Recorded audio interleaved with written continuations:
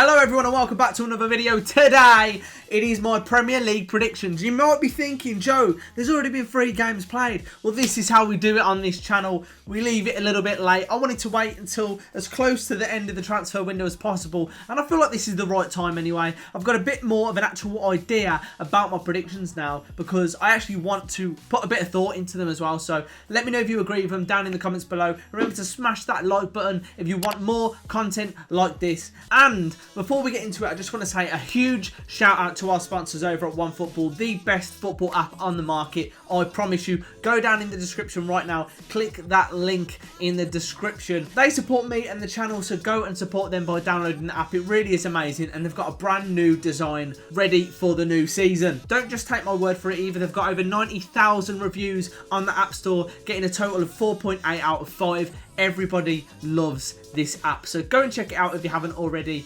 I would really appreciate that. But without further ado, let's get into the predictions, shall we? So in these predictions, we're going to start from bottom and work our way all the way to the top, baby. Let's go. Sitting in 20th place is, and no prizes for guessing the answer on this one, it's Fulham. They just look like a totally toothless club at the minute. The defence is woeful. Mitrovic looks like he could score a couple of goals for them, but I swear to God, that defence is absolutely ridiculously bad. To let Aston Villa score 3 goals past you must be quite a bad side. I honestly can't see him moving from the bottom of the table, and that is a big shout. Let's just hope they fight their way back into the league and at least make it competitive. In 19th place, I've gone for another one of the promoted clubs, and I know this is going to be a controversial opinion because I know a lot of people have had these to survive, and I've tried to put as much thought into it as I can, but this club is West Bromwich Albion. I'm so sorry. I've got a lot of baggies, mates. I'm really sorry, but I can't see it being any other way right now. I think they're going to have a respectable campaign and fight till the very end, potentially even take it to the last game or 2, but ultimately I don't think they have the quality that it takes to survive in the Premier League, and their defence really does concern me for this season. I think attacking wise they do have options. They've shown they can score goals against Chelsea, but they have shipped a lot of goals already this season, and that is something that they need to tighten up quickly if they want to try and survive. And taking up the final relegation place, I've gone for another very controversial one, and it's Burnley. Sean Dyche is an absolute master at grinding out 1-0 results with an arguably poor side. I mean, if you're looking at their starting 11s that they're putting out, they should not be winning Premier League games. I just feel like my personal worry with Burnley is that they might just do a Bournemouth. Bournemouth were very comfortable in the division. They didn't look like they were going to rock at all, and then all of a sudden they got relegated. It can happen to any team, and I think this year it could be Burnley's turn. It would be really sad, and as much as I rate Sean Dyche, I rated Eddie Howe as well, but look, it doesn't always work out every single season, and I think the Premier League is getting even more competitive now, and this time around I've just gone for Burnley dropping down. In 17th place, I've gone for Crystal Palace. I think they could survive the way Burnley usually do by grinding out 1-0 results through Roy Hodgson. He knows how to do that, and I think they've just got a slightly better squad than Burnley. I think they're going to try and play a similar style. But the only problem with Crystal Palace is this whole Zaha saga. It needs to just be done with now. Like, if he wants to go, he needs to go. I'm not sure. The question is Eberechi Eze going to be able to live up to his expectations in the Premier League? Obviously, he's come up from the Championship. Is he going to hit the ground running or not? We're not sure.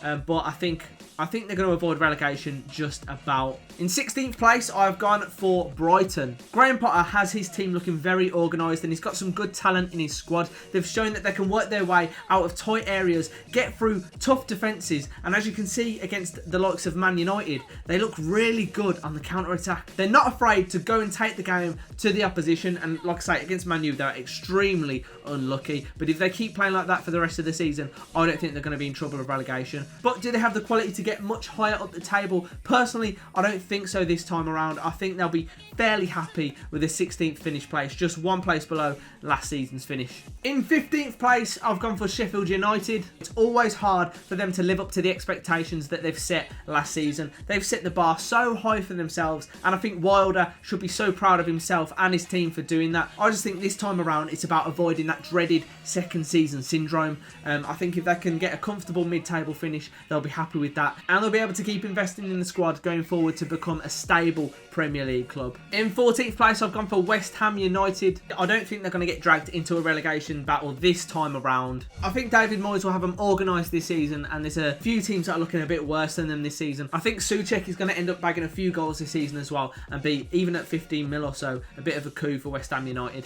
And in 13th place, I've gone for Newcastle United. Brucey has made some okay signings, and we're going to have to wait till the end of the season to see if they've been quite shrewd signings or he's just been looking in the wrong places. Callum Wilson got 8 goals for Bournemouth last season, but will he be able to get a bit more with better players around him, with a style that fits him a little bit better? Maybe. Cole Darlow looks a real safe set of hands at the back for Newcastle, but they do need to tighten up defensively. I think they're going to do all right though this season. So 12th place, I've gone for Southampton. I think Che Adams is actually going to break through this season. I think he's going to score a few goals for them. They've got the likes of Danny Ings, who was one of the top scorers in the Premier League last season, and I think they've got a solid team around them. Last season they finished in 11th place, and I think they're just going to drop down one and finish in 12th. I think that's fair. In 11th place, I've gone for Aston Villa, regrettably, but I'm trying to be unbiased on this channel. I mean, listen, they survived by the fact a camera wasn't working on a goal line against Sheffield United, but we'll move past that. They didn't make the right signings last season, I don't think, and they survived by the skin of their teeth,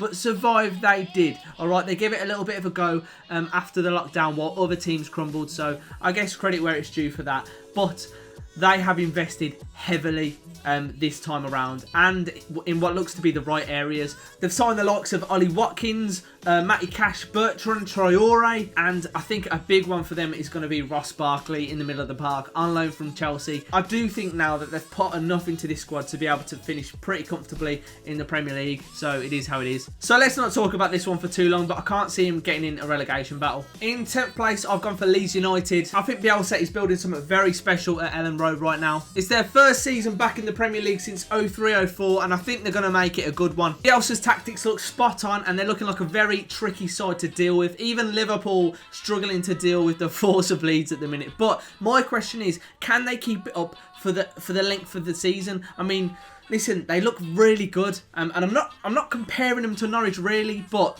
you've got to look at it across the whole season.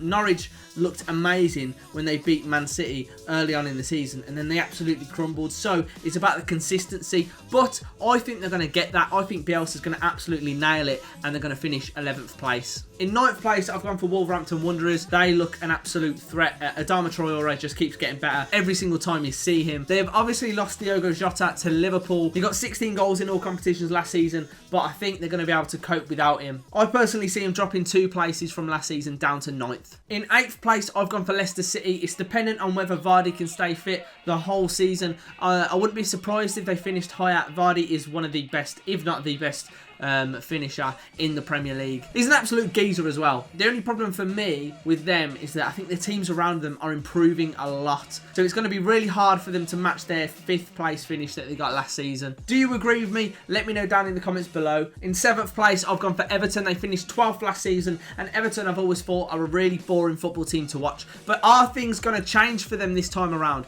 Potentially. I think 7th place is realistic. They've made huge signings, and I wouldn't be surprised to see them finish even higher. Next up, in 6th place, I have gone for Tottenham again, getting 6th place. I can't see them getting top 4 until they get a striker to be able to switch with Kane. You know, they have a ridiculous amount of games to play, a packed schedule, and it's just inevitable that Kane is going to get injured at some point. When that happens, what are they going to do? They've brought in Gareth Bale. I see that. It's an amazing signing. It will lift the fans. It will lift the players. It will motivate everyone. But the question is he going to live up to the expectations? Is he going to be enough for Tottenham to single-handedly take them through that? And remember, he has his own injury problems as well.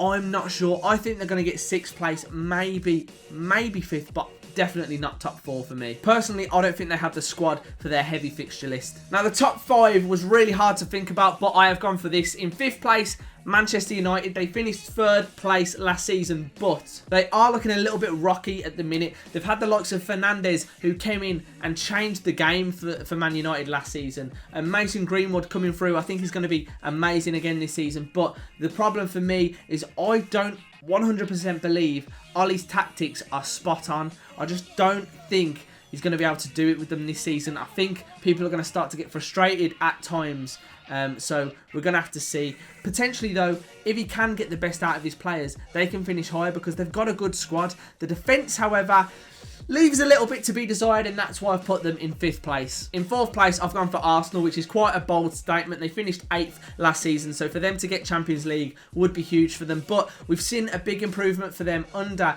Arteta. I think the signing of Gabriel will be one to really shore up the defence, and I think Willian is quite an underrated signing. I think he'll be able to do a job for them. So I've gone for 4th place with them. 3rd place, I've gone for Chelsea. They've made some big signings, and I think it is going to take some time for them to settle in, but settle in they will. Timo Werner will get the ball moving. He will start scoring a lot of goals. He scores in spells. Sometimes he won't score for a little bit of a while. He's a bit of a confidence player, and then bam, he'll score a ton of goals in a short amount of games. Let's wait and see with this one, but I do think it's going to happen. Hopefully it's soon for his sake. Kai Havertz as well is an amazing player. It's just finding the right place for him to play in this squad, in this system, and I think they're going to discover that. Personally, I can see them moving up from 4th to 3rd place this season. And now it is 2nd and 1st place.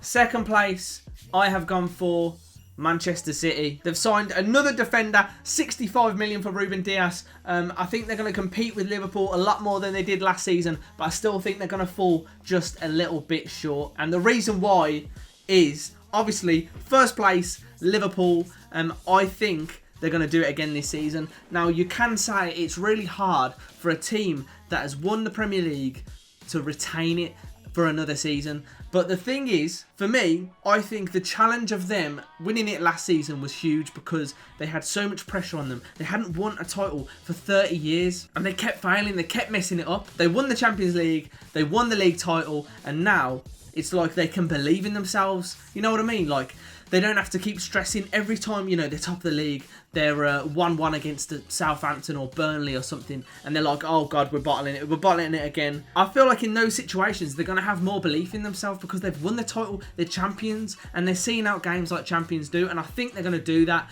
I don't think Man City are perfect. And I think Liverpool are much more capable of seeing out tough results. And for me, that's what champions do. I think Man City have got a bit of work to do before they can be winning a title again. I think it's going to be a tough one. 2-horse race, definitely for me. But Liverpool winning it. So that's it. That's my Premier League predictions. Do you agree or not? Let me know down in the comments below. I want to see your title winner, your top 4, your top 6 even, and your bottom 3. I want to see who's getting relegated. But I hope you did enjoy the video, guys. Drop a like on the video if you did. Don't forget to download the OneFootball app. Link is in the description. Subscribe if you're new and hit that notification bell so you know every time I upload and every time I'm going live. But I'll see you next time.